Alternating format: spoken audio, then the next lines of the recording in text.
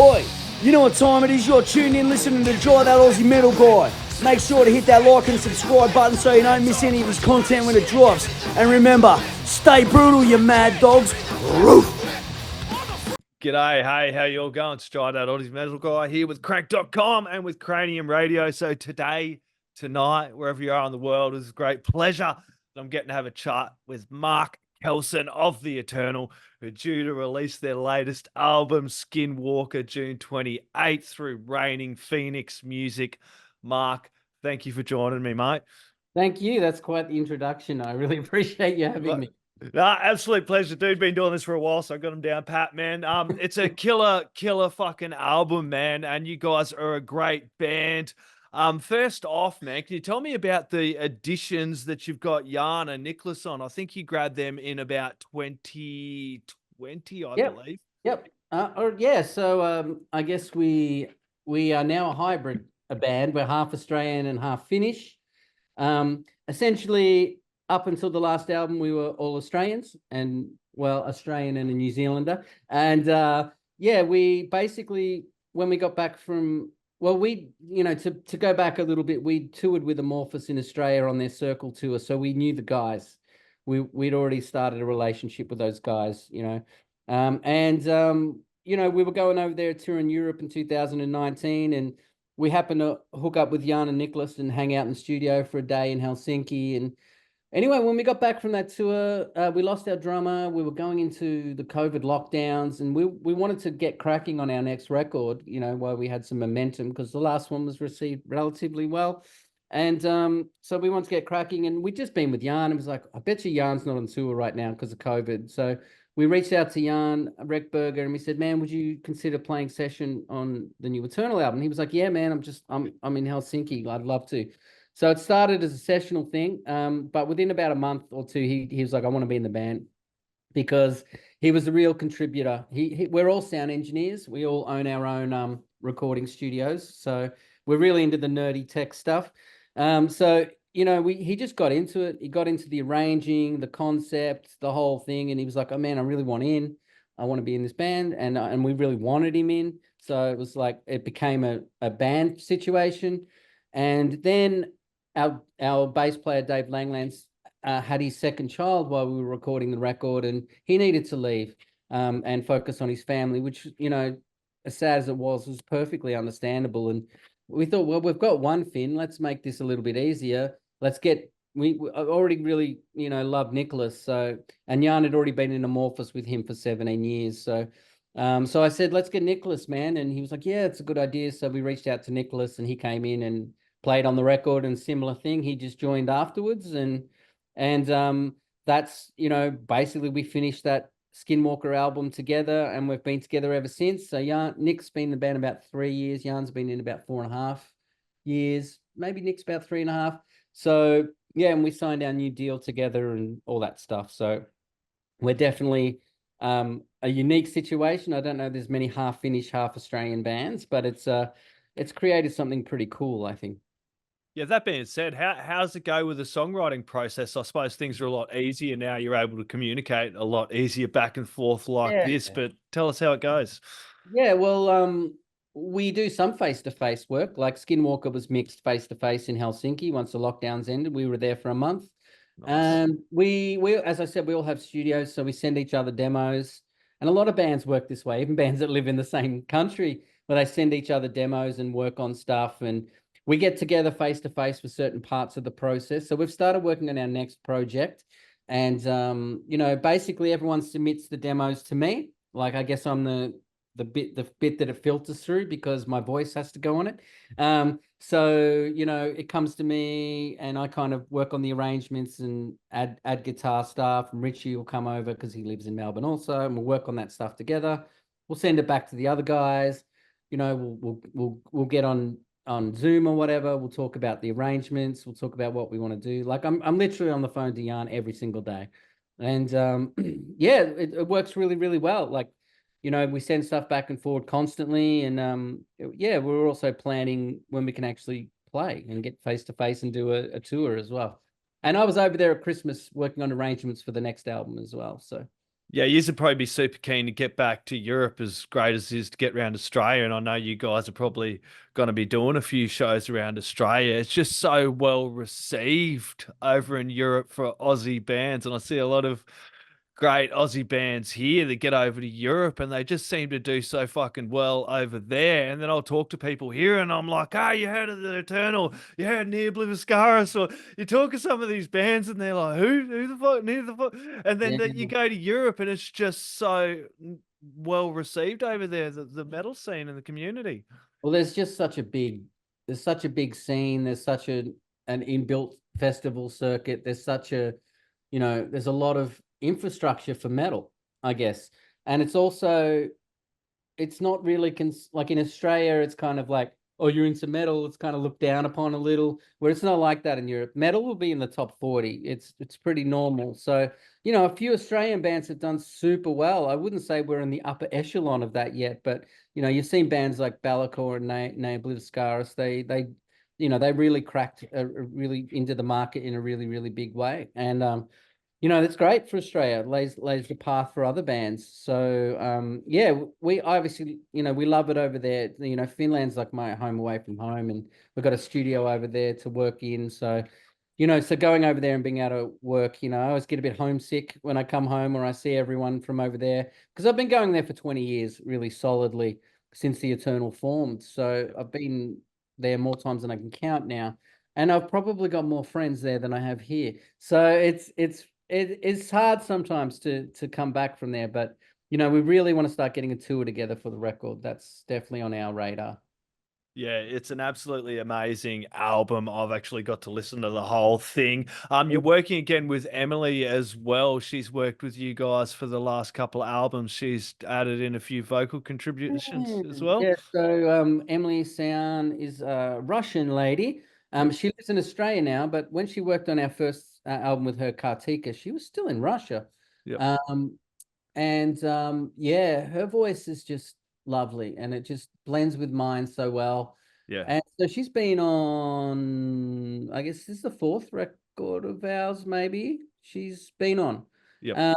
And yeah, sometimes, I mean, she's got a really great range. She's a singing teacher, so she can sing really low, really high. Sometimes she's singing lower stuff and I'm singing the really high stuff. So, it just meshes really well. And I love having her come in and fill out the choruses and, just add another texture. It's about adding textual density to the songs, I think. So she's phenomenal at that. Yeah, there's some great texture in it. You do have the Tuvian throat singer in there as well, Albert, which is really good. Sounds great. Is that the Skinwalker track, I believe, as well in there? Yes, Albert. He is from a band, I think it's called Yatkar or Yatkar. I did check that out, dude. That was cool as fuck. I love that stuff, man. Yeah, I think he's actually Grammy nominated. Jan knew him, and when he heard the track Skinwalker, he's like Jan's really great at this cinematic stuff, and he's like, we need to get like this throat singer. He actually sung on the Amorphis song "The Bee." If you listen to the start of that song, you can hear Yeah, dude, I know that track. Yeah, so Jan was like, let's see if he'll do it. So we send it over to him. He's Mongolian, but I think he lives in the Russian sort of side there. And we sent it over, and man, he sent it back, and my mind's blown. And then we got Emily to blend some sort of chants in there into that as well. So he's a fantastic adds. It almost makes the song Skinwalker. I think it just the foundation and the heaviness of his voice, adding that drone. And if you listen in the solo section, he does these really high, multi-leveled vocal things, which are just insane. So yeah, amazing guest there as well. Yeah, it is definitely an album that does lend itself to whole listening. And I cranked it up through the stereo a couple of times and sat down a few times with it on my headphones and kind of got really lost in it. And I love those moments in albums where you kind of have this little moment of introspection. I did like that when you've kind of done this in the album. And people do miss things like that when they don't listen to whole albums as well. They kind of they miss that experience, and it's something that's been popping up in conversations I've been having and have been bringing it up, because the way the state of the streaming is, it's great to have people listening, but would some of these classic albums that we grew up loving still have the same fucking poignancy and relevancy today if they come out as when we were growing up. Exactly. And what the Eternal does is we write records. We don't, that's why singles are tricky, because they're like a snapshot, but they're not I think if you've heard the singles, or you listen to the singles, they're Yes. great little snapshots of the record, but when you hear it in context, you get a whole bunch more. And it's really about an immersive kind of listening experience where there's a lot of stuff going on in those songs that you're not going to hear on the first listen. So, you know, you got to put on some headphones. And I find that people have responded the best to the record when they start at the start and they end at the end. Yes. Give it a Yes. few spins. So it's tough because, yeah, we're an album band. That's definitely our focus. We're not like here to shove an EP at you or bang out singles and look for that number one. We're here to like make a whole concept. And it'd be hard too, because you want to like go with probably the longer tracks. I was talking to Paul Bear and they're like, man, it's hard because if I pick the singles, he's going, I'll just pick the real long tracks as well. Because I do enjoy going on these epic tracks. So Yes, Abandoned by Hope, starting with that 10-minute track was unreal, and then leads into that death-like silence, and then you start getting into those real hooks of that track and kind of going along to it. Then you have the Under the Black, and it comes into that Temptation Store, and you have that real moment to bring it all back again, and then you come into the Iconoclast, and then I really do enjoy the layout of this album. You've obviously given it a fair bit of thought. The amount of thought that goes, but particularly when the new guys came in, I mean, the amount of discussion that goes on about the arrangements, the order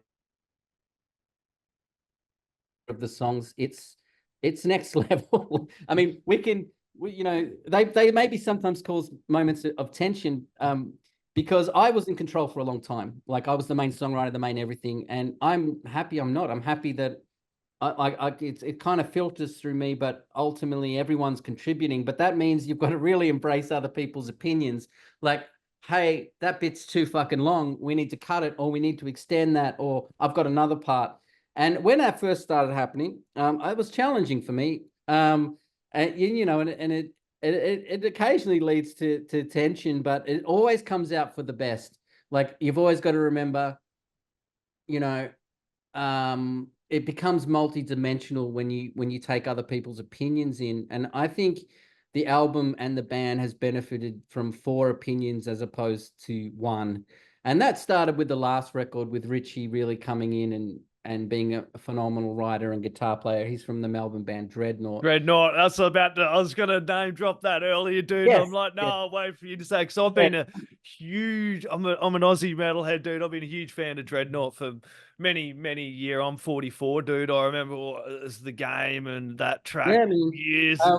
We're recording their new album upstairs at the moment. Hell yeah, dude. I've seen that as well. Like, all you guys are bloody so busy. How do you keep up with it? The guys from Amorphis, you got Niclas, the guys from Amorphis are over everywhere at the moment. They're all these different bands. You got Ollie with Octoploid and that as well. It's absolutely crazy.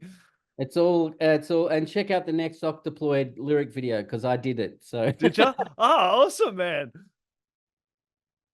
So we're all like kind of like locked in there, but so there's a lot of connection going on there. But man, I just keep busy. I make records. That's what I do for the Eternal and for other people. So you know, I'm upstairs working on a new album for a band called Senris, and I'm also working on the new Dreadnaught record at the moment, and the next Eternal as well. So and the next Eternal as well. You had some really great guest performances. I do have to mention Sammy from Creator as well. He done a little bit of guitaring on the album. Sitar on it. He played sitar. Oh, nice. So I love that sitar, man. Yeah, so that would be, people would be like, what the hell is the guitarist and creator doing sitar on your record? Oh, no, that's cool. I know a guitarist who plays mandolin, man. He's got heaps of little mandolins and they sound unreal, dude. It's cool. Like, and I guess that came about because he's Finnish, even though creator's German. Yeah. So Niclas and Jan know him well, and he was around the studio, and Jan, having all these ideas for this cinematic stuff, said, oh, hey, man, I know you play the sitar, Sammy. Can you come and play sitar on Temptation's Door? And he sat down for an hour and he banged that out for us. So that was, and he's a super nice guy as well. He was at our listening party, and he's just really great guy. So yeah, Sammy's one of the great guests on there, and there's several more as well. So I know, and then also Tommy as well, Joutson yep. drops in for a guest performance as well. So that's pretty bloody cool, man. Yeah, I mean, we don't have a lot of deaf vocals or growling vocals. Yeah. There's a little tiny bit of it, and I normally would do that. But you know, Jan's in a band with Tommy, and Tommy's the best death growl I think there is. So I said, would Tommy just do the growls on Abandon? And then I heard it, and I was like, can you just ask Tommy to do the other two, man? It's just too fucking good. So you know, I'll stay in my lane, man. A good music producer knows their limitations and how to get other great people to do things to contribute. And you know, Tommy's just great at growling. And then we had Centauri from Amorphis come in and play Hammond organ on one song.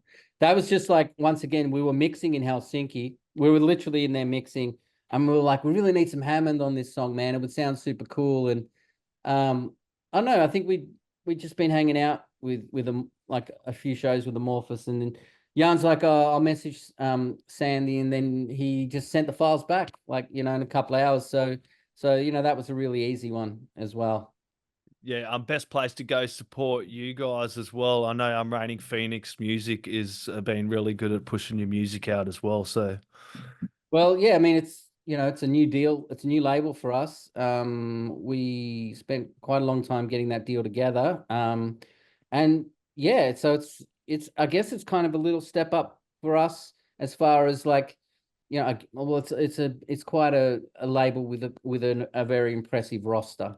You know, we've got obviously bands like Sugar, and so it feels like we're a little fish in this really big sea now. But it's been great. They've I love that they're really into the physical product, and they've, you know, finally an Eternal album on vinyl, double gatefold vinyl with its own custom color, and I mean it's surreal, really. But yeah, and they've been doing a really good job of you know, putting some life into something that's had its ups and downs over the 21 years I've been in it. So I think there's a whole new lease of life with Richie, Jan, and Niclas, and hopefully, you know, Reigning Phoenix, you know, helping us just get new people to hear the music, because it's really hard. I mean, a lot of young 20-year-olds, they're phenomenal at social media. They can get, you know, 20,000 likes on things in 3 seconds. Us older guys, we just really want to sit in the studio and play the guitar. But we've had to learn how to get better at the social. But you know, to have sort of, I guess, a little bit more behind us feels good so far. But you know, it's all leading to the fact the album's out this week, and what's going to happen. You know, is it going to lead to us being able to, you know, get on the road and do all that kind of stuff? Well, So, it does drop June 28th, and it's something that is very important. You mentioned the physicals, because I fucking bang on it all the time. When I first started doing this, I kept watching out for the Spotify dudes to run me over in a car. But it's great to get those streams up and those listens, but they don't do fuck all for the music industry and the artists in really in general. And it kind of breeds this atmosphere as well. Kind of, it has a positive thing where you can go, hey, look, I haven't heard this band. I want to go hear the album. Oh, yeah, I like it. But if you like it, go buy the fucking album. I don't, because it's not supporting the music industry any way at all. A couple of cents, half a cent a stream isn't helping the band at all. The best way to help a band is go out and buy those vinyls, buy the sweet vinyls you guys have got, buy the physical, go buy some t-shirts from the band, go to the concert. Don't wait to the last minute to go buy the tickets. I know here in Australia we can be bad for that, especially in Adelaide, waiting to the last minute. But yeah. when bands do tour, going to buy these tickets for the show is how we kind of keep the scene pushing forward, because you also have this oversaturation in the music scene as well, where kind of anybody can fucking bang out an album and chuck it through a music program, but there's so many quality bands like the Eternal that are just kind of getting missed sometimes by people as well, because we do. Yeah. I know it's a double-edged blade. It's so you're going all right by it. Yeah, I mean, you know, we've never been at the forefront, I would say. We've always been chipping away here in the background, doing our thing. And it's not necessarily the normal style that Australian bands do. We're not super aggro. We don't play power metal. We don't quite play doom. We don't quite play prog. Like we sort of fit into this kind of dark, melodic, proggy, gothy thing that is not necessarily has its own built-in scene around it here. So it's always been a little bit of challenging for us to find our home because, you know, we're not death metal enough for the death metal bands, and we're not power metal enough for the power metal bands. And so we just sort of sit here in limbo a little bit as far as that was concerned, because, you know, we don't necessarily fit directly into a box. But I think the elements that we put together are very cohesive. But you know, yeah, it has been challenging to find our place in the world. But you know, I feel like, you know, you just got to keep going and honing your sound and working on what you do. And we don't try and copy anyone. You know, we love other stuff, but we don't try and go, well, we're going to be exactly like, you know, whatever this doom band is, or Porcupine Tree, or whatever. You know, we're not going to be exact clones of that, but we like some of that flavor, so we're going to sprinkle some of that in there, and we're going to sprinkle some of that, and we're not going to play pure doom to keep doom purists happy. We're going to play the doomy dark stuff, but I'm going to sing melodically over the top of it, because that's how I sing. I'm not going to just growl for growling's sake. So, you know, it's like, I don't know, it's challenging. It definitely is, and as Australians, it's hard kind of because you see sometimes people are more likely to check out these bands overseas and forget about how much great stuff we have here. We can do it all. Just kind of, it's hard to juggle it all, but we have some fucking amazing bands here in Australia that are really worth checking out and supporting. There's many great Aussie bands, and to, you know, stop venues closing, to stop the bands, and you have to check out bands. You have to be involved in it. You know, that's another thing, isn't it? It's sad to see. You'd see it over there in Melbourne, all of these venues that are closing over there and all over the bloody place, and especially coming out of COVID, some of these places closed up and nothing else kind of opened up in place to kind of take its place, and it kind of just got lost in all that shit that was happening at the time. I know the government's looking at some kind of initiatives to keep some venues open and stuff, but I know it's really challenging. I mean, I grew up in, you know, the scene in the late 90s, early 2000s, where, you know, there was a lot of venues and a lot of places to play, and, you know, and a lot of people going to those shows. I mean, we used to be able to come over to Adelaide in the early 2000s, and there'd be, you know, we'd play with Virgin Black, or we'd play with Chalice or whatever back in the day. And, you know, there'd be like great gigs and great turnouts. And we'd have our little doom friends over in Adelaide, and we have, you know, Lycanthia up in Sydney, and we'd all do our little freeway thing there, and you'd get people coming along. But, you know, I remember last time the Eternal came to Adelaide, it was really challenging because, you know, Enigma's now closed, and, you know, just less people going to those kinds of shows. So it gets harder to, you know, logistically work out how are we going to bring the band to Adelaide or Sydney. So we really haven't done, the last Australian tour we did was in 2019, and it, you know, it's going to take a little bit of work to get this lineup to do an Australian tour and make it financially viable. So definitely. But you know, it's sad. It's sad because I remember those early days of just jumping in the car and going up to Sydney or Brisbane or Melbourne, and there's always, you know, something going on. Yeah, even like festivals like just died off majorly. And like I think one festival I'm really proud to see going well at the moment, talking about Adelaide and the live scene, is the Froth and Fury Fest that Jason North, because he's been working hard with everything he does with New Dead Metal Fest now that's no longer going. He's doing the Froth and Fury Fest, was actually, they sold those pre-sales in like fuck all time as well. So I'm super happy to see that one going. I think Fear Factory's playing on that as well. Yeah, nice. Yeah, I saw something about that one. Yeah, it's good to see some people still keeping things going, and I really hope it. I really don't, you know, don't want it to be like Australian bands have to go overseas and get known to get, you know, some respect back at home or whatever it is. But it seems to be the way, you know. So I don't know. It's just like there is great bands on your front doorstep. So you know, don't be afraid to explore what's available. And there's more than just the big 4 or 5 that exist. There's a lot of up and coming, really good bands going around in Australia. But it's always challenging because we're so far from the rest of the world, and, you know, the logistics of touring and you know, maintaining jobs and the cost of living. Like it's really challenging to keep a band going and get it to some sort of professional. And getting the support here in Australia as well, getting people to bang on about it as well, because half the time they want to talk about what's happening over fucking seas and forget what's going on here as well. And forgetting this great album, Skinwalker by The Eternal, which does come out June 28th through Reigning Phoenix Music. Mark Kelson, this has been an absolute fucking pleasure to catch up and talk more about the music. Man. I really do appreciate it. Any last words, shout outs, thank yous, or anything else you'd like to add in there, mate? Just, thank you for your time. And if you've got interest, people, jump on Spotify and on Friday and have a listen to the record. And if you really want to support the band, get yourself one of those lovely vinyls. I know I've just got mine, and I'm super proud of it. So just thanks for your time, and it's great to be doing some interviews with some Australian press this week. It just really, great to see that there is still homegrown metal shows out there, doing stuff. So keep up what you're doing, and we'll keep up what we're doing. Damn straight. Everyone grab some of The Eternal, put it in the stereos, crank it up really bloody loud. You know it. The neighbours are going to want to hear it too. Cheers, mate. Thanks, man. Oi, you're tuned in to Jai That Aussie Metal Guy, so make sure to hit that like and subscribe button so you don't miss any of his sick content. And remember, stay brutal, you legend.